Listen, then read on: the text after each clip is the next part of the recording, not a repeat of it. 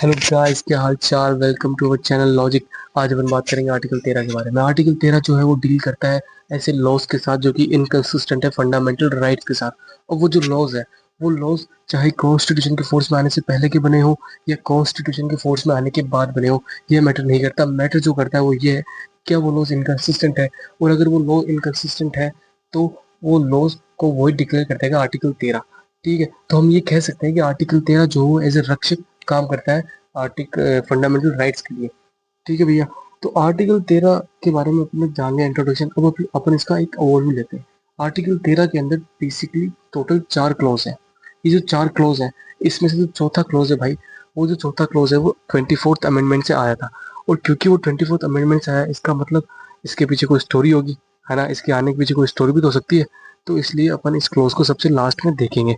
बचे जो 3 क्लॉज है उनको एक एक करके बाद में देखेंगे। पहले इनका ओवरव्यू लेते हैं। आर्टिकल 13 सब क्लोज 1 वो बात करता है प्री कॉन्स्टिट्यूशनल लॉज के बारे में, यानी कि ऐसे लॉज जो कि कॉन्स्टिट्यूशन के फोर्स में आने से पहले के बने हुए हैं और जब कॉन्स्टिट्यूशन फोर्स में आया तब वो इनकंसिस्टेंट हो गए।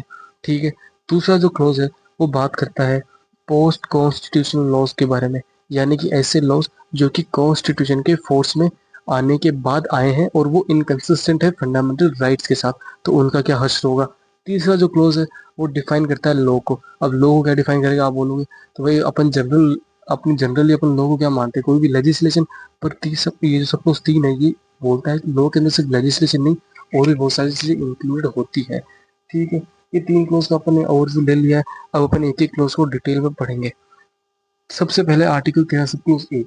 आर्टिकल 13 सब क्लोज 1 जो है वो बात करता है प्री कॉन्स्टिट्यूशन लॉज के बारे में, यानी कि ऐसे लॉज जो कि कॉन्स्टिट्यूशन के फोर्स में आने से पहले बने हुए थे और वो चलते आ रहे थे, पर जब कॉन्स्टिट्यूशन फोर्स में आया तो वो लॉज इनकंसिस्टेंट हो गए, कॉन्ट्राडिक्शन में आ गए, या फिर वो लॉज वॉयलेट कर रहे हैं फंडामेंटल राइट्स को। तो इस केस के अंदर इन सच केस उन लॉज को अपन वॉइड डिक्लेयर कर देंगे आर्टिकल 13 सपोज 1 के साथ। यानी कि कोई भी ऐसे लॉज जो कि कॉन्स्टिट्यूशन के फोर्स में आने से पहले से चलते आ रहे थे और जैसे ही कॉन्स्टिट्यूशन फोर्स में आया तो वो फंडामेंटल राइट्स के साथ इनकंसिस्टेंट हुए, और क्योंकि वो इनकंसिस्टेंट हुए इसलिए फंडा आर्टिकल 13 ने उनको वॉइड डिक्लेयर कर दिया। ये आर्टिकल 13 सपोज 1 होता है। अब आर्टिकल 13 सपोज 1 जो है भाई, इसकी जो अप्रोच होती है वो प्रोस्पेक्टिव होती है, रेट्रोस्पेक्टिव नहीं होती। अब आप ये बोलोगे कि भाई इसकी अप्रोच जो है वो प्रोस्पेक्टिव कैसे हुई, तो भाई इसकी अप्रोच प्रोस्पेक्टिव कैसे हुई मैं आपको बता देता हूँ। देखो, जो लॉज के जिन लॉज की अपन बात कर रहे हैं, जिन इनकंसिस्टेंट लॉज की अपन बात कर रहे हैं, वो वॉइड डिक्लेयर कब हुए। वो वॉइड डिक्लेयर तब हुए जब अपना कॉन्स्टिट्यूशन फोर्स में आया तब। उससे पहले क्या, उससे पहले उनपे कोई भी इम्फेक्ट उनपे कोई भी इम्फेक्ट इम्फेक्ट मतलब इम्पैक्ट प्लस इफेक्ट इम्फेक्ट उनपे कोई भी इम्फेक्ट नहीं था। ठीक है, उन लॉज के आने से मतलब कॉन्स्टिट्यूशन के आने से पहले उन लॉज पे कोई भी इफेक्ट नहीं था, वो जैसे चल रहे थे वैसे ही चल रहे थे। यानी इसका मतलब क्या हुआ कि वो जो लॉज है वो वॉइड एब इनिशियो नहीं है, मतलब शुरू से गलत नहीं है। अब जाके जब कॉन्स्टिट्यूशन फोर्स में आया तो वो गलत हुए हैं। इसका मतलब क्या हुआ, इसका मतलब ये हुआ भाई कि उन लॉज के थ्रू जो भी पास्ट में ट्रांजेक्शन्स हो रखी है उन ट्रांजेक्शन्स पे कॉन्स्टिट्यूशन का कोई भी इफेक्ट नहीं होगा। वो जैसी की तैसी चलती रहेगी, कॉन्स्टिट्यूशन उस पर कोई भी इंटरफेयर नहीं करेगा। ये इसलिए इसकी अप्रोच जो है वो प्रोस्पेक्टिव हुई है। अगर समझ में आया तो अच्छी बात है, नहीं समझ में आया तो एक बार वापस से सुन लेना, समझ में आ जाएगा। और अब जो मैं केस बताने वाला हूँ, इस केस से तो कंफर्म ही समझ में आ जाएगा। वो जो केस है वो क्या है, Keshav Madhavan Menon versus state of Bombay. इस केस में क्या हुआ था कि एक पिटिशनर होता है, वो सुप्रीम कोर्ट के पास जाता है और सुप्रीम कोर्ट को बोलता है देखो सुप्रीम कोर्ट, मेरे अगेंस्ट में एक केस रजिस्टर हुआ था, एक प्रोसीडिंग मेरे अगेंस्ट में चल रही है। तो सुप्रीम कोर्ट बोलता है भाई क्या प्रोसीडिंग चल रही है, तो बोलता है कि मैंने कोई एक पेम्पलेट पब्लिश किया था जो कि ऑफेंसिव कैटेगरी में आता है according to press emergency act 1931। कौन सा एक्ट, प्रेस इमरजेंसी एक्ट। कहा कब का, 1931 का। मतलब कब का बना हुआ है वो, कॉन्स्टिट्यूशन के फोर्स में आने से पहले के बना हुआ है वो। ऐसे एक्ट के थ्रू थ्रू मेरे अगेंस्ट में एक प्रोसीडिंग रजिस्टर हो चुकी है। तो कोर्ट ने बोला भाई तूने किया क्या, कि मैंने एक पेम्पलेट पब्लिश किया था भाई और कुछ नहीं किया था। कहा ठीक है, तो अब तू चाहता क्या है, तो वो बोलता है कि यार मैं ये चाहता हूँ कि देखो ये जो प्रोसीडिंग मेरे अगेंस्ट जो इंस्टीट्यूट हो रखी है ना, ये प्रोसीडिंग गलत है। तो क्या सुप्रीम कोर्ट ने बोला भाई कैसे गलत है, तो उसने बोला कि ये, तो वो व्यक्ति बोलता है कि आर्टिकल 19 सब क्लोज 1 सब क्लोज जी के हिसाब से ये जो प्रोसीडिंग है ये मेरे अगेंस्ट में गलत है, ये मेरे फंडामेंटल राइट को वॉयलेट कर रही है। तो सुप्रीम कोर्ट ने बोला कि देख भाई, जो तेरे प्रोसीडिंग इंस्टीट्यूट हुई थी तेरे अगेंस्ट में, ये कब हुई थी, उसने बोला, उसने कोई डेट बताई, तो कहा ये कॉन्स्टिट्यूशन के आने से पहले हुआ था ना। हाँ हुआ था। तो क्योंकि ये कॉन्स्टिट्यूशन के आने से पहले से तेरे अगेंस्ट में रजिस्टर हो चुकी है, इसलिए कॉन्स्टिट्यूशन इसमें कुछ नहीं कर सकता, तेरा कोई फंडामेंटल राइट इस यहाँ पे वोलेट नहीं हो रहा, और वो प्रोसीडिंग जैसे चल रही थी वैसे की फिर चलती आएगी। ठीक है, तो पुरानी पास्ट ट्रांजेक्शन पे इसका कोई भी इम्पैक्ट नहीं है, इसलिए इसकी जो अप्रोच है वो हमेशा प्रोस्पेक्टिव ही होगी। ये आर्टिकल 13+1 यहाँ पे कंप्लीट हुआ। अब अपन बात करेंगे आर्टिकल 13+2 के बारे में, जो कि बात करता है पोस्ट कॉन्स्टिट्यूशनल लॉज के बारे में, यानी कि ऐसे लॉज जो कि कॉन्स्टिट्यूशन के फोर्स में आने के बाद में आए हैं। ठीक है, तो ऐसे लॉज जो कि कॉन्स्टिट्यूशन के फोर्स में आने के बाद आए और वो आते ही फंडामेंटल राइट्स के साथ इनकंसिस्टेंट हो गए, तो क्योंकि वो इनकंसिस्टेंट हुए इसलिए उनको वहीं पे ही वॉइड डिक्लेयर कर देंगे।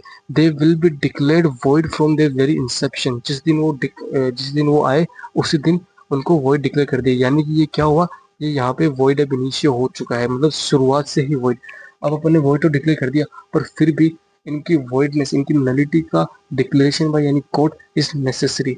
ठीक है, ये हो गया तेरा सपोज दो भाई कि भाई कोई भी ऐसे लॉज जो कि कॉन्स्टिट्यूशन के आने के बाद आपने पार्लियामेंट में बनाए और वो लॉज जो है वो फंडामेंटल राइट को वोलेट कर रहे हैं, तो उन लॉज को वॉइड डिक्लेयर कर देंगे, और क्योंकि आते ही उनको वॉइड डिक्लेयर कर दिया इसलिए वॉइड एब इनिशियो माने जाएंगे।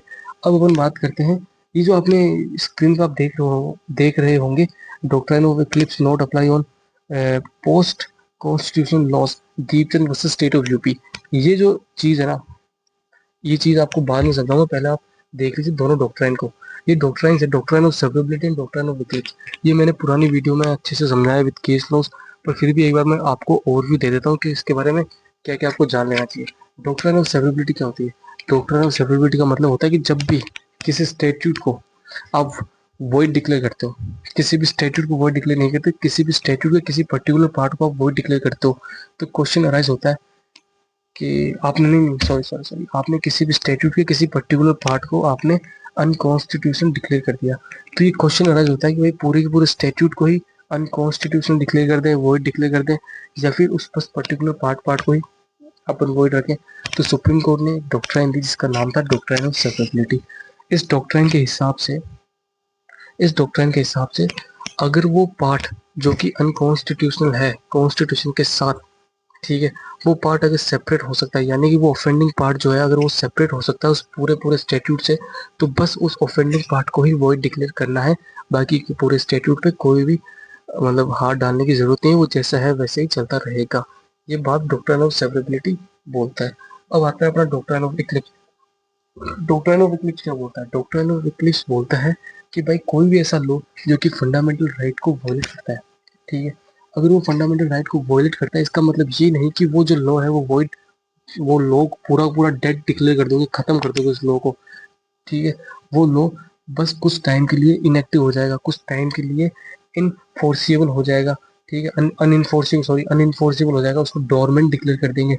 ठीक है, और जैसे ही कोई कॉन्स्टिट्यूशन में अमेंडमेंट होती है और वो जो फंडामेंटल राइट था जिसके वजह से उस पुराने लॉज को अपन ने क्या कर दिया, ओवर शेडो कर दिया था, इनएक्टिव डिक्लेयर कर दिया था, अनइनफोर्सिबल डिक्लेयर कर दिया था। ठीक है, वो लॉ अगर उस अमेंडमेंट से वो फंडामेंटल राइट हटता है तो वो लॉ वापस अपने फोर्स में आ जाएगा और वापस वैसे के वैसे अप्लाई होने लग जाएगा। ये डॉक्ट्राइन ऑफ इक्लिप्स बोलता है। ठीक है, ये समझ में आप doctrine of severability and doctrine of Eclipse आप समझ गए। अगर नहीं समझे तो पुराने वीडियो में देखना, बहुत ही तगड़ा केस लॉ के साथ एक्सप्लेन किया है। ठीक है भैया, तो अब आप देखो ये जो केस है Deepchand versus state of UP, जिसके अंदर ये बोला था कि डॉक्ट्राइन ऑफ इक्लिप्स जो है वो अप्लाई नहीं करता पोस्ट कॉन्स्टिट्यूशन लॉज के ऊपर, तो वो पोस्ट कॉन्स्टिट्यूशन लॉ पे अप्लाई क्यों नहीं करता डॉक्ट्राइन ऑफ इक्लिप्स? क्योंकि पोस्ट कॉन्स्टिट्यूशनल लॉज जो होते हैं ना भाई, वो वॉइड एब इनिशियो होते हैं, मतलब वो वॉइड है फ्रॉम द वेरी इंसेप्शन, वो शुरुआत से ही वॉइड है।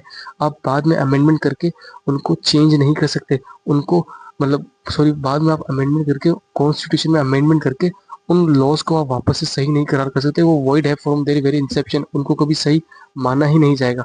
इसलिए जो डॉक्ट्राइन ऑफ इक्लिप्स है वो सिर्फ प्री कॉन्स्टिट्यूशन लॉज पे ही अप्लाई होता है, पोस्ट कॉन्स्टिट्यूशन लॉज में वो अप्लाई नहीं होता। ये Deepchand versus state of UP के केस के अंदर कहा गया था। ये आपका हो गया 13+2 डॉक्ट्राइन आपने समझ लिया। अब अपन बात करते हैं 13+3 के बारे में।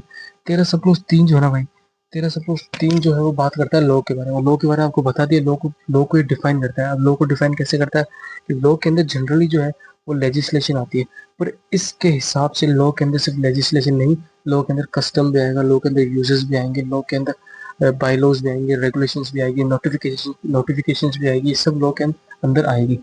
तो फिर ये सब बात हुई, तो क्वेश्चन आया भाई लॉ के अंदर इतनी सारी चीजें आ रही है तो क्या अमेंडमेंट भी लॉ के अंदर आएगी? मतलब क्या हम अमेंडमेंट करके फंडामेंटल राइट्स में थोड़ी छेड़छाड़ कर सकते हैं क्या? ये क्वेश्चन अराइज हुआ। क्योंकि अमेंडमेंट हम करेंगे तो आपको ये पता तो होना चाहिए अमेंडमेंट लॉ है कि नहीं, क्योंकि ये जो आर्टिकल 13 है ये तो सिर्फ लॉज पे अप्लाई होता है, और लॉज के अंदर लेजिस्लेशन आती है, यूसेज आती है, क्या बोलते हैं, कस्टम्स आती है, रेगुलेशन आती है, बाईलॉज आती है, ये सब लॉ के अंदर आते हैं, ऑर्डिनेंसेस आती है। तो क्या अमेंडमेंट भी लॉ के अंदर आएगी? क्या हम अमेंडमेंट करके इस फंडामेंटल राइट को थोड़ा ऊपर नीचे नहीं कर सकते? या अमेंडमेंट लॉ के अंदर नहीं आती? तो ये अपन केस लॉ से समझते हैं। तो पहला जो केस था वो था शंकरी प्रसाद वर्सेस यूनियन ऑफ इंडिया। इस केस के अंदर कहा गया था कि अमेंडमेंट जो होती है वो लॉ नहीं होती। फिर दूसरा केस है Sajjan Singh versus state of Rajasthan. इस केस के अंदर कहा गया था अमेंडमेंट जो होती है ना भाई, वो लॉ लो वो लो वो लो लो लो नहीं होती, वो भी लो नहीं होती। फिर इसके बाद जो केस आया वो था IC Golaknath versus state of Punjab. इस केस के अंदर बोला कि भाई अमेंडमेंट जो है ना वो लो होती है। शिट, अमेंडमेंट लो होती है। इसके बाद क्या हुआ? इसके बाद आई अमेंडमेंट 24th, जिस अमेंडमेंट ने कहा IC Golaknath versus state of Punjab के जो जजमेंट है उसके खींच के लात मारी, और 24th अमेंडमेंट आई और उसने कहा कि 13 सब क्लोज 4 और 368 सब क्लोज 3 ये ले। तो 13 सब क्लोज 4 क्या बोलता है? वो ये बोलता है कि 368 आर्टिकल जो है कॉन्स्टिट्यूशन का, उसके तहत अगर कोई अमेंडमेंट होती है तो उस अमेंडमेंट पे जो आर्टिकल 13 है वो अप्लाई नहीं होगा। मतलब उस 368 से आप अमेंड करके, 368 के थ्रू आप अमेंडमेंट करके कॉन्स्टिट्यूशन में मतलब आप छेड़छाड़ कर सकते हो, फंडामेंटल राइट को आप थोड़ा बहुत अमेंड कर सकते हो। बट ये 13 सब कुछ अपना बोलता है। पर इसके बाद एक और केस है भाई, ऐसे थोड़ी शांति है लोगों को। अगला केस है वो आया Keshav Bharati versus state of Kerala. Kerala इस केस के अंदर आई। इस केस के अंदर क्या है? इस केस के अंदर कुछ भी नहीं है। इस केस के अंदर 24th अमेंडमेंट को चैलेंज किया गया। किया गया तो सुप्रीम कोर्ट ने बोला कि भैया ये अमेंडमेंट जो है ना, ये 24th अमेंडमेंट सही है, अमेंडमेंट लॉ नहीं होती है, 24th अमेंडमेंट एकदम सही है, अमेंडमेंट कोई भी दिक्कत नहीं है। बट आप अमेंडमेंट करके फंडामेंटल राइट को चेंज कर सकते हो, आप कॉन्स्टिट्यूशन में भी अमेंडमेंट कर सकते हो 368 के हिसाब से। पर आप ऐसी अमेंडमेंट नहीं कर सकते जो कि कॉन्स्टिट्यूशन के बेसिक स्ट्रक्चर को ही चेंज करते हैं। ठीक है भैया, तो आर्टिकल 13 के अंदर बस इतना ही।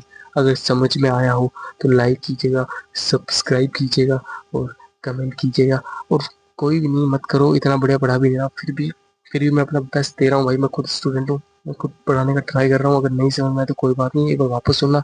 और अगर लगता है भाई सुनना वर्थ इट नहीं है तो कोई बात नहीं, मत सुनना। मैं खुद अपनी